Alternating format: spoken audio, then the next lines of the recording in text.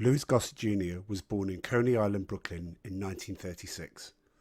At age 17, his high school teacher had encouraged him to audition for enacting a musical part, resulting in his selection for a role in the Broadway version of Take a Giant Step in 1953. This began a career on stage in other musicals such as Tambourines for Glory and The Zulu and the Zayda. He also became an accomplished folk musician, releasing an album entitled From Me to You in 1970. In 1977, Gossett played the role of Fiddler in the television miniseries Roots, based on Alex Haley's book Roots, The Saga of an American Family. Gossett stated that he was initially insulted when they decided to give me the part of Fiddler. However, if it wasn't for Fiddler, we wouldn't be in America. He was a survivor. He understood both cultures and knew how to maneuver to stay alive and be solvent. We needed that lesson in order to survive here today. Having done Fiddler, it's a stripe on my uniform now. The programme, which ran for 8 nights in a row, was a success with a record-breaking audience of 140 million viewers. The role was his screen breakthrough, earning him an Emmy Award for Outstanding Lead Actor in a single appearance in a drama or a comedy series.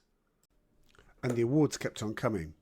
In 1983, he won the Oscar for the Best Supporting Actor, also making history as he was the first black actor to win in this category. Arguably, his role as Gunnery Sergeant Emile Foley in An Officer and Gentleman is the performance that most people remember him for. I did enjoy Officer and Gentleman, despite the 18 certificate, as I saw most films that my parents hired on VHS from the local video store, and nothing was off limits, unless it was horror. This was the early 80s, where kids were so much more resilient, so thanks Mum and Dad. You gave me an education that money can't buy. However, a year later, he would appear in a completely different role to that of his Oscar-winning performance. Choosing Jaws 3, or 3D, depending on how you saw it, was certainly an inviting proposition, as the previous 2 Jaws movies had had varying successes at the box office. So, as a newly turned teenager, I bought my ticket, got issued the special 3D glasses, and was then mesmerised for an hour and a half with what I thought was a cracking film that both entertained and shocked. This was due to the great cast. In particular, the guy I recognised from Officer and Gentleman. It was so good to see him in this film I was enjoying that I don't care if the movie isn't rated. It was for me.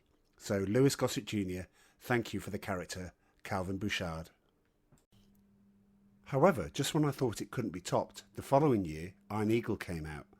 Considered now as a very poor man's rip-off of the then unreleased Top Gun, it was his role as Chappie Sinclair in Iron Eagle that elevated this from just another straight-to-VHS clone into what's now viewed as a cult classic.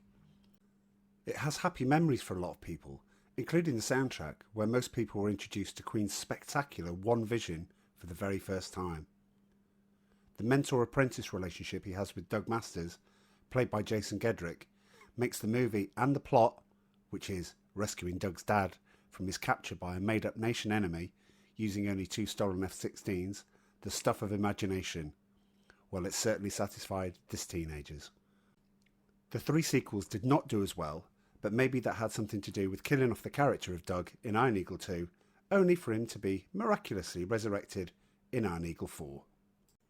So, the team here at Rusted Junk wanted to pay our respects and offer our sincere appreciation for all the good memories, and, in my view, iconic roles that will live on forever.